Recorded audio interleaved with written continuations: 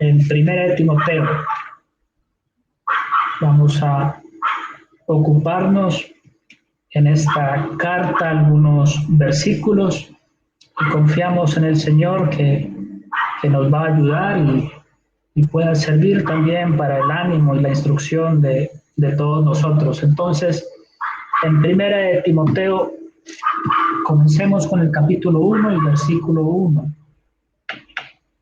Dice: Pablo, apóstol de Jesucristo por mandato de Dios nuestro Salvador y del Señor Jesucristo nuestra esperanza, a Timoteo, verdadero hijo en la fe, gracia, misericordia y paz de Dios nuestro Padre y de Cristo Jesús nuestro Señor. Hasta ahí por el momento, hermanos.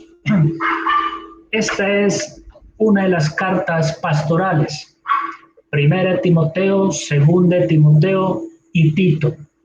Pastorales porque está escrita para cuidar de la asamblea. Y aquí se nos van a dar las instrucciones muy precisas de cómo Dios quiere que sean las cosas en la casa de Dios, de cómo quiere que sean las cosas para el hombre de Dios y cómo se ha manifestado la gracia de Dios en la carta a Tito. Entonces acá en Primera de Timoteo el énfasis va a ser la casa de Dios.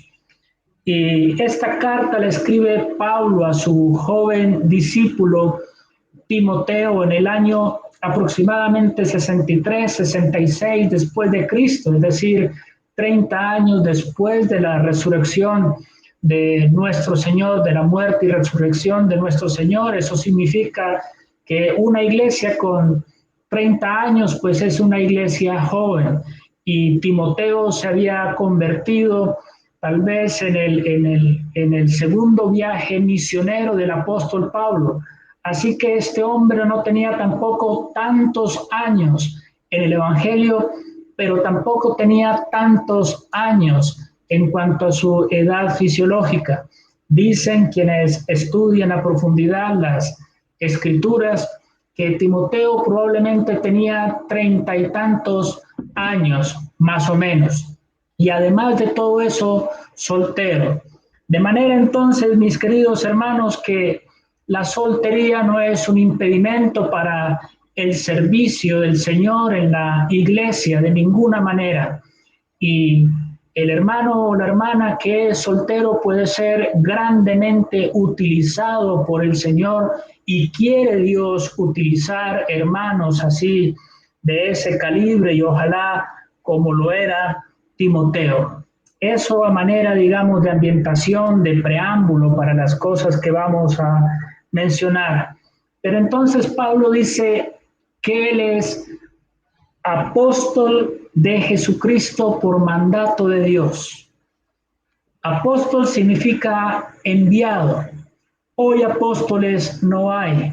Recuerden ustedes que uno de los requisitos para ser apóstoles que hayan caminado con el Señor Jesús desde el bautismo de Juan hasta cuando él fue recibido arriba en gloria, pero también que hayan visto al Señor Jesucristo en resurrección. De manera entonces que la excepción a esos requisitos es el apóstol Pablo, porque no habiendo sido discípulo del Señor, sí vio al Señor en gloria. Por eso él dice: y al último de todos, como un abortivo me apareció a mí. Entonces, hoy no hay apóstoles, pero en su caso, en el caso de Pablo, dice apóstol de Jesucristo. Entonces, cualquiera sea así el servicio que nosotros estemos desarrollando en medio de la congregación, jamás perder de vista que somos de Jesucristo. ¿Tiene usted el privilegio de enseñar la palabra? ¿Tiene usted el privilegio de predicar el evangelio? ¿Tiene usted el privilegio de ser anciano en la asamblea? ¿Tiene usted el privilegio, lo que sea que esté haciendo en la congregación? Recuerde que usted es, o ese servicio es de Jesucristo, del Señor, apóstol de Jesucristo por mandato de Dios. quien lo había enviado a Dios, a Pablo, era Dios mismo, y no olvide usted eso. A usted y a mí no nos ponen en el servicio una persona en particular, no fuimos designados a dedo, no fue una votación popular, democracia, no.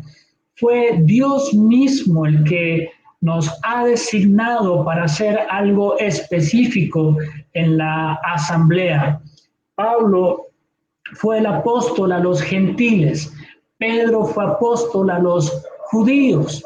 Pablo no invadía la esfera de acción de Pedro, y Pedro tampoco invadía la esfera de acción del apóstol Pablo, porque tenían claramente delimitado su servicio, porque Dios los había mandado a eso en específico. Entonces, hermanos, hay que colocarnos delante de Dios y bueno, soy esto por el Señor Jesucristo y por mandato de Dios, y teniendo claras las cosas, sirvo en la asamblea.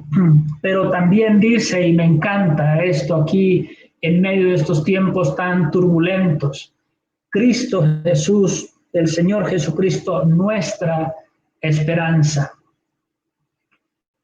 La Biblia termina con un mensaje muy esperanzador, diciendo el Señor Jesucristo: he aquí, yo vengo en breve.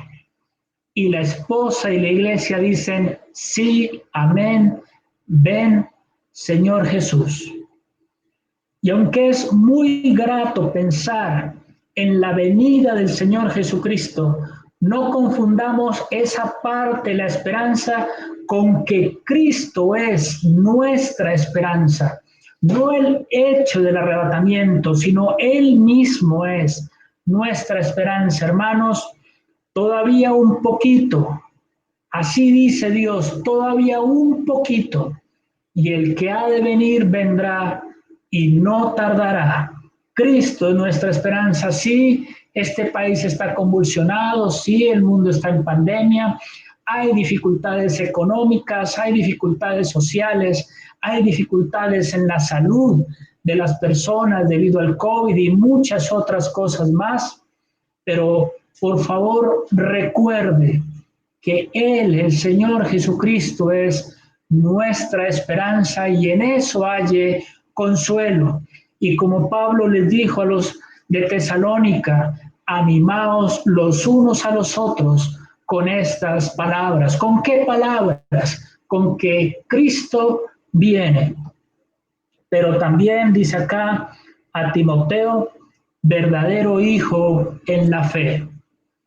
Pablo no tenía ningún tipo de duda que Timoteo era verdadero hijo en la fe, que era un creyente genuino, que era un cristiano verdadero, como el Señor Jesucristo le dijo a Natanael: he aquí un verdadero israelita, en quien no hay engaño. El Señor podía discernir plenamente quién era Natanael.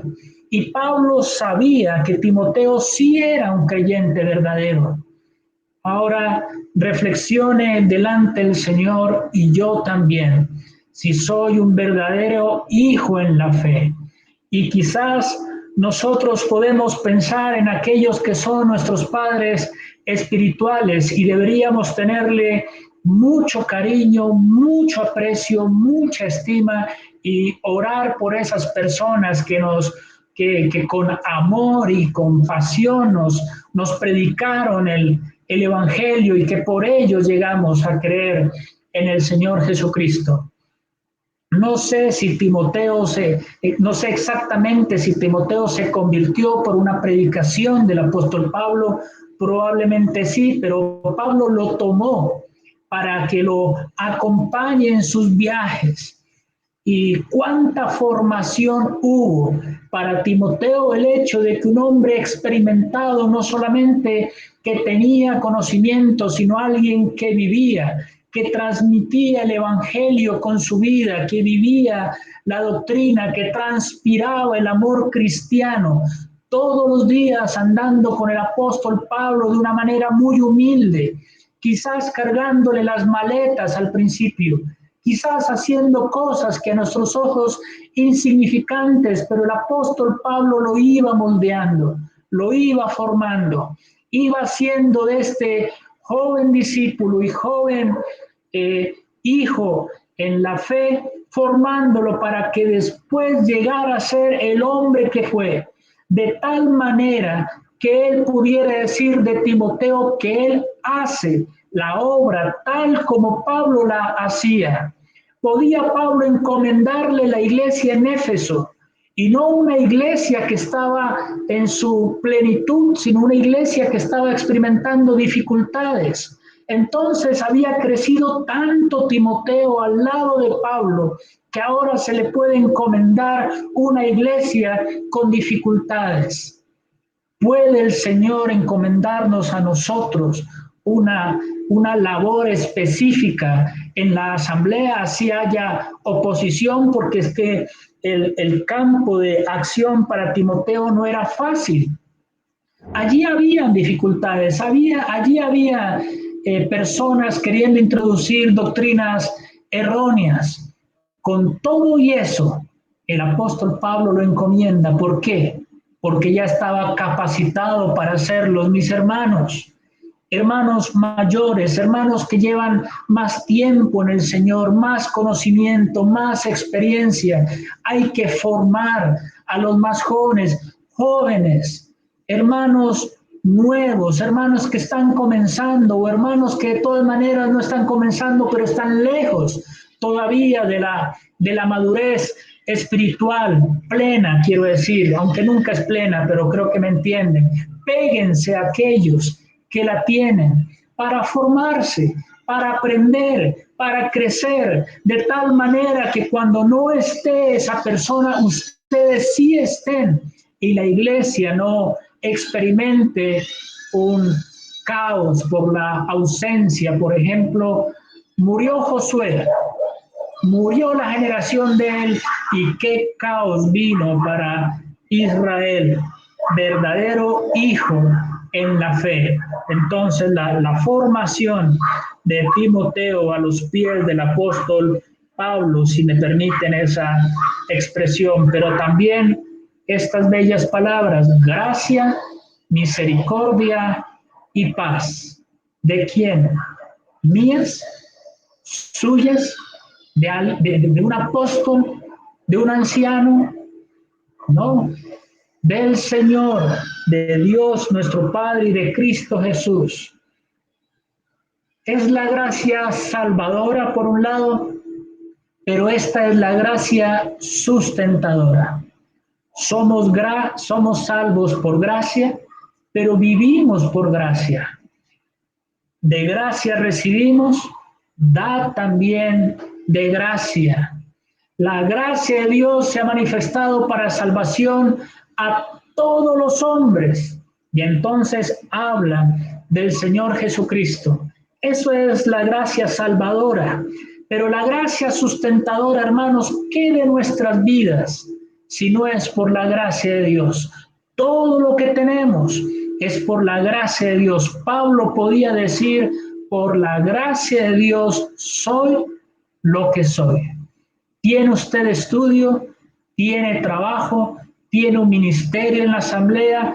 ¿Ha permanecido fiel delante del Señor? ¿Ha sido librado de la pandemia? ¿No le ha pasado nada malo en este tiempo? Eso no es otra cosa que la gracia de Dios. Pero su misericordia. El Señor entiende las miserias humanas. Hay algo muy interesante que me di cuenta hace poco, y es que esa palabra misericordia, la compasión, tiene que ver con la compasión del Señor, y solamente hace referencia al Señor, a la compasión de Cristo, la compasión que Él sentía por las necesidades más profundas del ser humano, algo que nacía en lo más profundo del alma, en las entrañas. Dios tiene compasión y misericordia de nosotros, hermanos. No creamos que Dios está en las alturas indiferente ante nuestras necesidades. Él se preocupa, bueno, no se preocupa, Él atiende a nuestras necesidades, es lo que quiero decir, tiene misericordia y en eso nosotros nos consolamos y paz.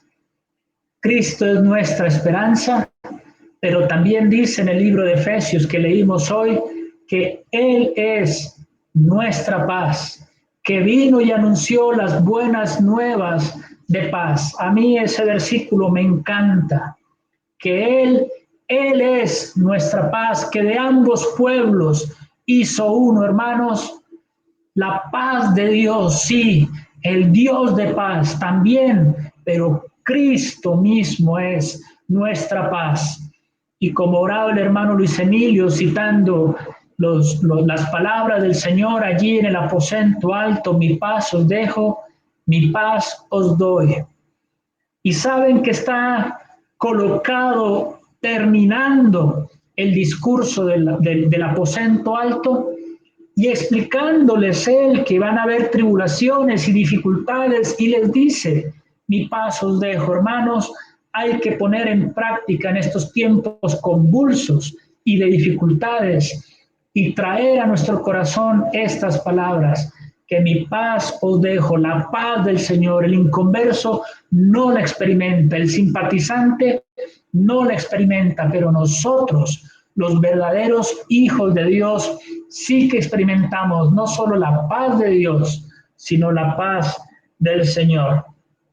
Ahora avancemos, creí que me iba a rendir más, pero no. Leamos en el versículo, bueno, desde el 3 para entender el contexto. Como te rogué que te quedases en Éfeso cuando fui a Macedonia, para que mandases a algunos que no enseñen diferente doctrina, ni presten atención a fábulas y genealogías interminables que acarrean disputas más bien que edificación de Dios, que es por fe. Así te encargo ahora. Verso 5. Pues el propósito de este mandamiento es el amor nacido de corazón limpio y de buena conciencia y de fe no fingida. ¿Qué le estaba encargando Pablo a Timoteo? A un hombre soltero de 30 y tantos años. Así te encargo ahora. Como te rogué que te quedases, así te encargo ahora. ¿De qué se trataba ese encargo, esa encomienda? ¿O cuál era el fin de mandar a algunos que no enseñen diferente doctrina? Por eso les decía que Timoteo no llegaba a una iglesia sin dificultades, llegaba a una iglesia con dificultades serias y tenía que enseñar que mandar a algunos que no enseñen diferente doctrina. Serio era el problema, y a esa iglesia llegaba Timoteo, pero el propósito de eso, de mandar que no enseñen una doctrina diferente, se resume aquí: amor nacido de corazón limpio, de buena conciencia y de fe no fingida. El amor se nutre de estos tres aspectos: corazón limpio, buena conciencia, reitero, y fe no fingida. Lo que Pablo esperaba con la intervención de Timoteo en esa asamblea es que el amor naciera, y si iba a nacer, el suelo fértil para que germinara el amor debía tener corazón limpio. Hermanos, cuando no hay corazón limpio, cuando no hay vidas limpias, entonces el amor se agrieta. Cuando hay frialdad ante la asamblea, hay que revisar no a los demás, sino yo mismo. Yo tengo que revisarme qué hay en mí, si hay un corazón limpio o si no lo hay, una buena conciencia en el mismo sentido. La buena conciencia no tiene que ver únicamente con la inmoralidad, lo contiene, pero la buena conciencia es mucho más. Si yo murmuro de los hermanos, si yo rajo de la iglesia, si yo, bueno, tantas cosas que que se pueden contener allí, pero si no tengo esa buena conciencia, entonces el amor también se apaga, y de fe no fingida, realmente creyentes de verdad, pero también que aquello que profeso como fe sea cierto, sea real. Entonces, hermanos, aquí estamos viendo las claves para que haya un ambiente sano dentro de una asamblea local, dentro de la casa de Dios. Ahora sí, versículo 12. Doy gracias al que me fortaleció, a Cristo Jesús nuestro Señor, porque me tuvo por fiel, poniéndome en el ministerio. ¿Qué palabras estas, las del apóstol Pablo? Y a Pablo se lo conoce como el campeón, ¿no?, de la fe, el gran evangelista, el gigante espiritual. Y sin embargo, él con esa humildad dice, doy gracias al que me fortaleció. Él reconocía que la fortaleza no nacía de él, que eso venía de Cristo Jesús. Por eso se lo agradecía. Hermanos, deberíamos ser agradecidos con quien nos puso en el servicio. ¿Quién nos puso? El Señor Jesús. Deberíamos ser gratos con Él. Agradecerle por esa oportunidad que me ha dado de servirle. Cualquiera sea la esfera en la cual yo me esté ocupando en la congregación. Pablo lo hacía. Él me fortaleció. Cristo Jesús, Él fue el que me dio la capacidad. Él es el que me ha ayudado. Por Él es que estoy aquí, poniéndome en el ministerio. La palabra para ministerio allí también es diáconos o diaconía. Para mi sorpresa, y lo he venido aprendiendo últimamente, diácono se utiliza casi siempre para referirse al servicio. De manera entonces que en Hechos 6, cuando se encomendó allí a Esteban, a Felipe, a Nicanor, a Nicolás, a Prócoro y otros 7 varones para servir a las mesas en la iglesia en Jerusalén, allí la palabra también es diáconos. Y allá es para un servicio material, pero acá es para un servicio espiritual. Entonces, cuando hablamos de diáconos, hermanos, no necesariamente es quienes se encargan de algo material. También se les puede encomendar algo espiritual. El que esté encargado de la enseñanza, perdónenme que sea redundante en eso, pero él sería un diácono en ese sentido, porque está sirviendo, está desarrollando su don dentro de ese ministerio, dentro de esa diaconía. Recuerden que que el ministerio es el desarrollo de un don en específico. Entonces los diáconos, muchos de nosotros lo seríamos en algún asunto específico o en algún servicio específico, pero lo importante es que el Señor nos puso allí y le agradecemos a Él por eso. Pero dice que me tuvo por fiel. Ustedes saben que nos vamos a tener que presentar ante el Señor. Y ahí Él va a revisar nuestros corazones, nuestras obras, las intenciones de nuestro corazón. Ahí va a ser revelado todo. Y si lo hicimos para Él, Él nos va a decir, bien, buen siervo y fiel. Qué conmovedoras esas palabras. Cuando leía este versículo no dejaba de pensar en ese momento que el Señor me pudiera decir a mí, bien, que eso me dijera, bien, Esteban, bien, tu servicio, bien. Mejor dicho, con eso yo tendría ya suficiente. Uy, mi Señor aquí en el cielo, en la gloria, me está diciendo, bien, pero además de todo, buen siervo. Uf, buen siervo, buen diácono, buen ministro, buen siervo, pero además fiel. Fiel es la palabra fiel, denota alguien o algo digno de confianza.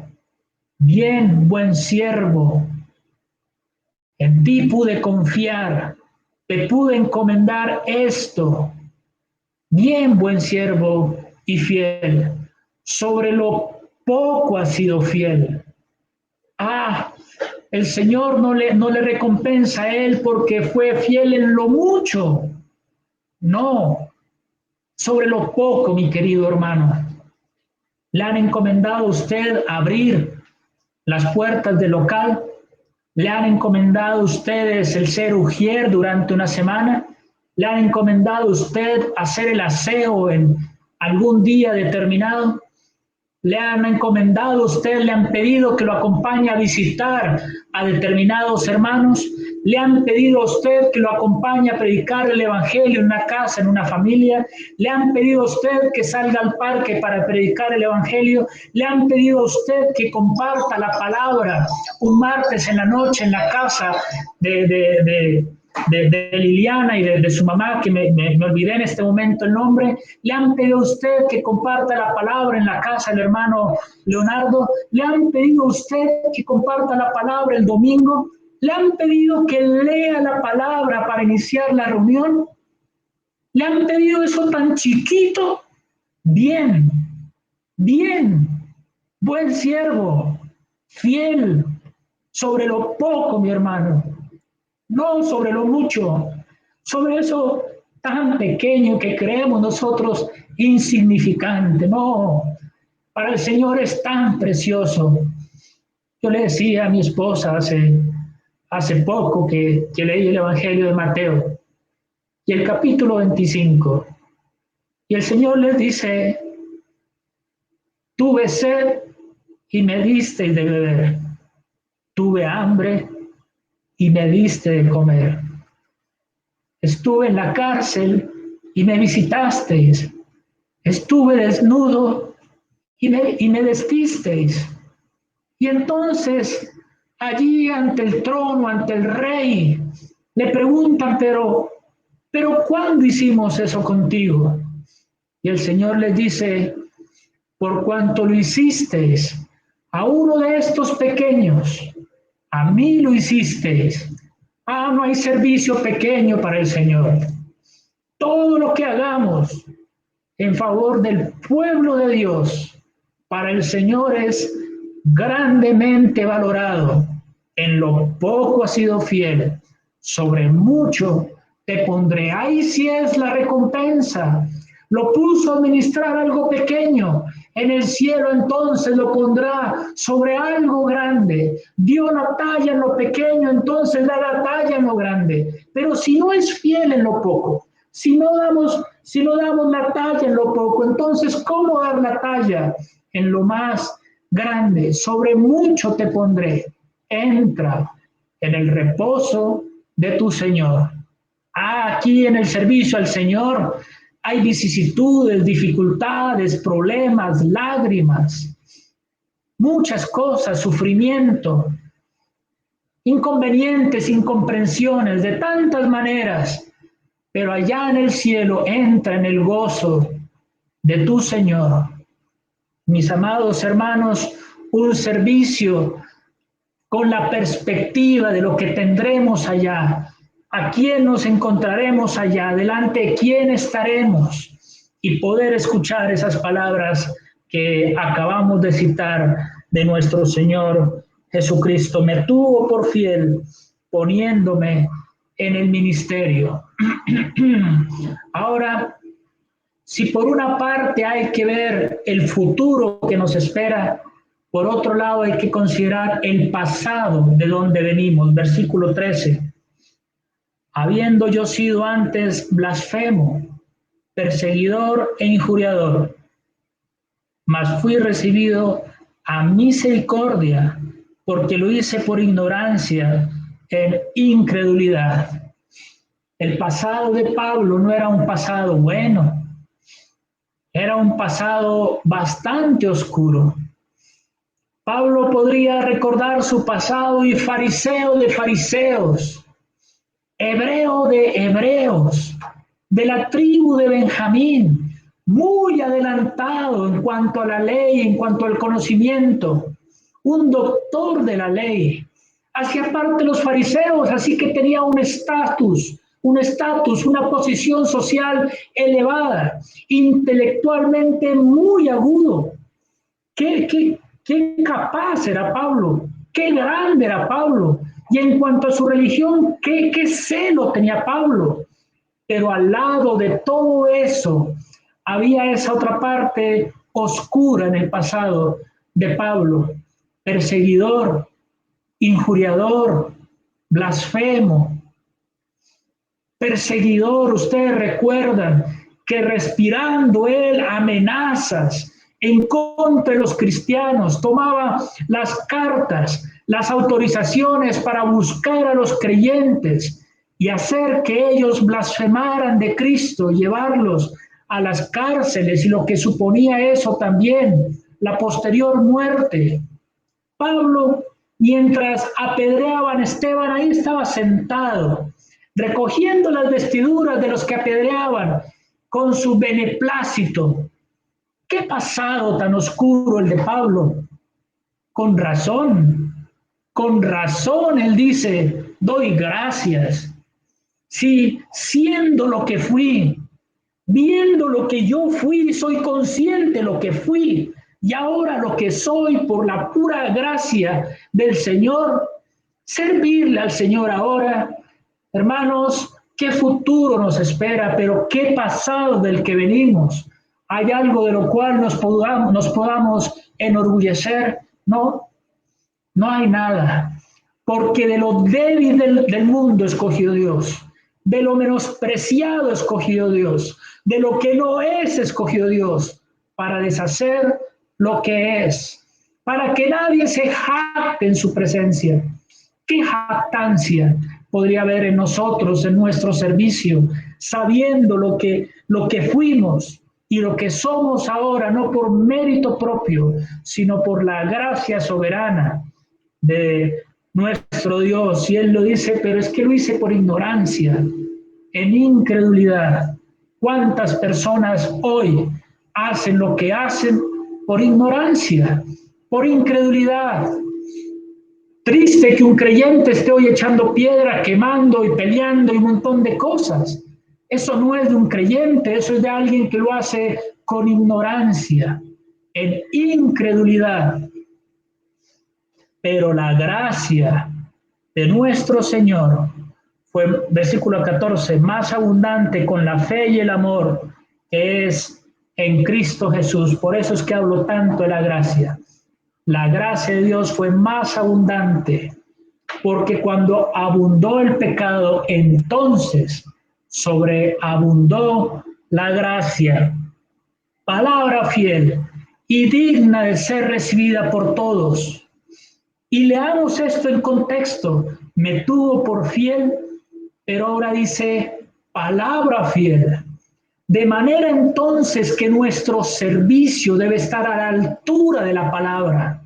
No que la palabra esté por acá y nosotros por acá y reconocemos que a causa de nuestra débil humanidad, esta naturaleza caída que todavía quiere hacer lo que se le antoja todavía, no damos la talla y no podíamos jamás dar la talla de la perfección de la palabra, pero sí que demanda un esfuerzo personal para que nosotros procuremos siempre estar a la altura de la palabra fiel.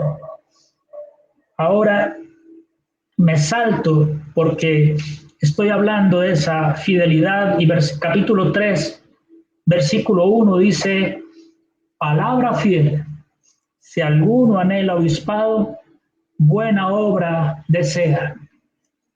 Esa frase, palabra fiel, la vamos a encontrar varias veces en las epístolas pastorales. Palabra fiel en cuanto a la salvación, pero palabra fiel en cuanto a los requisitos de los ancianos. Pero antes de hablar de los requisitos, Pablo es muy claro. Palabra fiel, digna de confianza.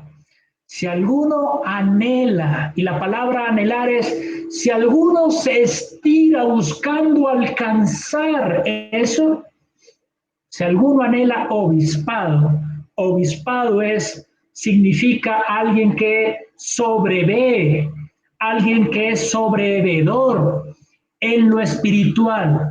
No es que se pone por encima de los hermanos, por encima de la iglesia, para ver lo que pasa en la iglesia y señalar errores. No, eso no hace el sobrevedor. El que sobrevé, el que se echa al hombro la carga de una asamblea está por debajo de la congregación. Uy, ¿cómo así?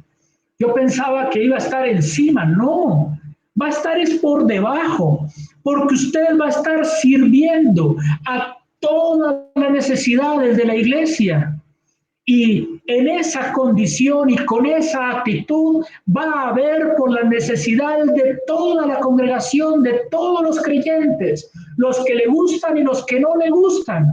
Va a tener que amar a todos, va a tener que orar por todos, va a tener que servirle a todos, va a tener que servir en todo, estar involucrado en todo, quiero decir.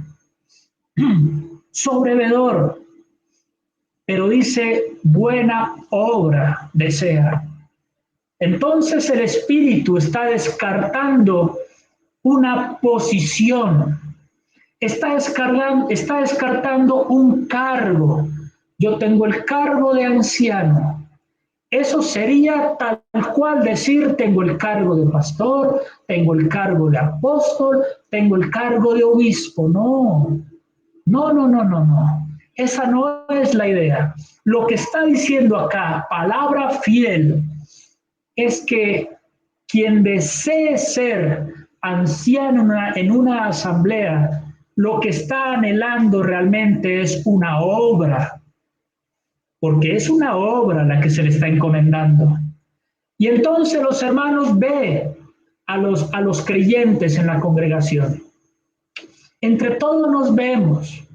Y cuando vemos un hermano que está visitando a las familias, ve, este hermano no vino, lo voy a llamar. Y ojalá lo pueda visitar. Voy a visitar a este hermano, a estos hermanos.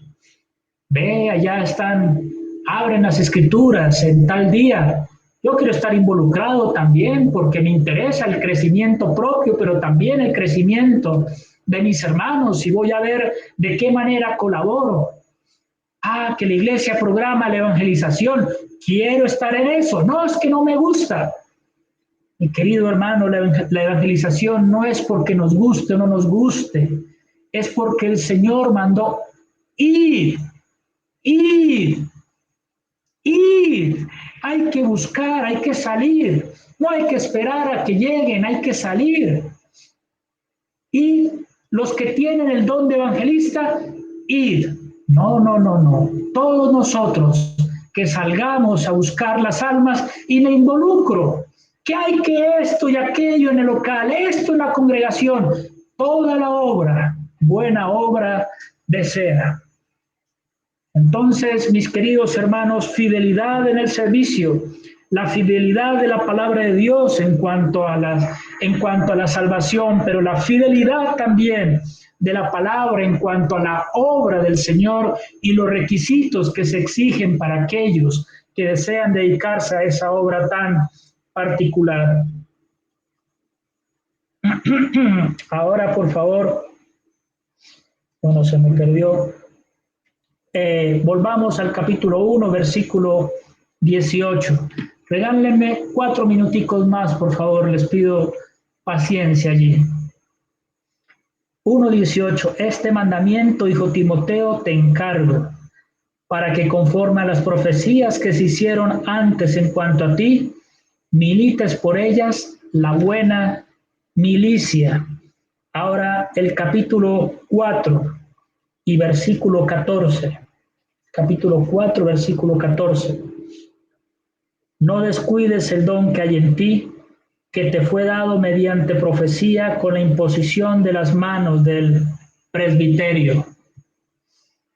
Pablo le está diciendo a Timoteo, mire, haga la obra, cumple con el ministerio conforme a las profecías que se hicieron en cuanto a ti, y que milites por ellas, por esas profecías, la buena milicia. Es decir, Pablo tenía un respaldo.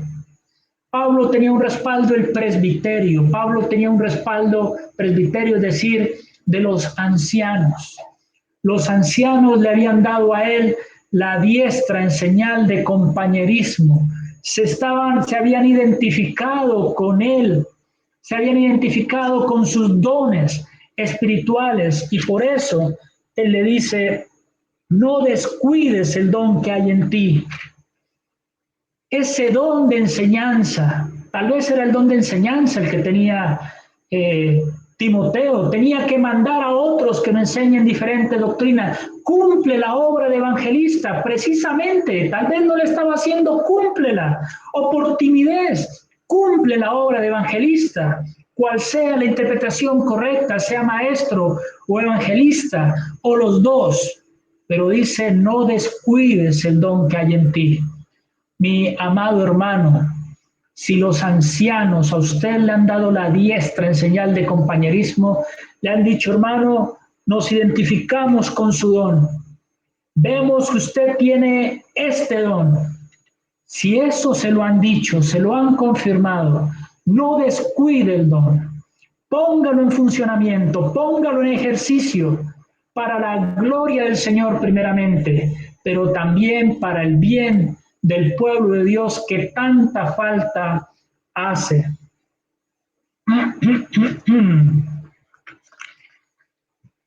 Dice el versículo 15 del capítulo 4, ocúpate en estas cosas. ¿En qué cosas?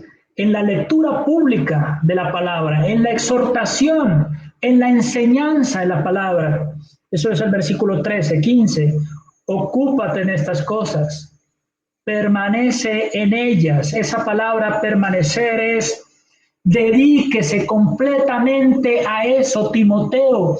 Dedícate por completo a la enseñanza, a la exhortación, a la lectura de la palabra. Por completo, dedícate a eso. Y dice, para que tu aprovechamiento sea manifiesto a todos. Es imposible que un creyente que se ocupe a esto, no, su aprovechamiento espiritual, su crecimiento espiritual no sea manifiesto a la asamblea. Lo es. Me quedé corto con la explicación allá.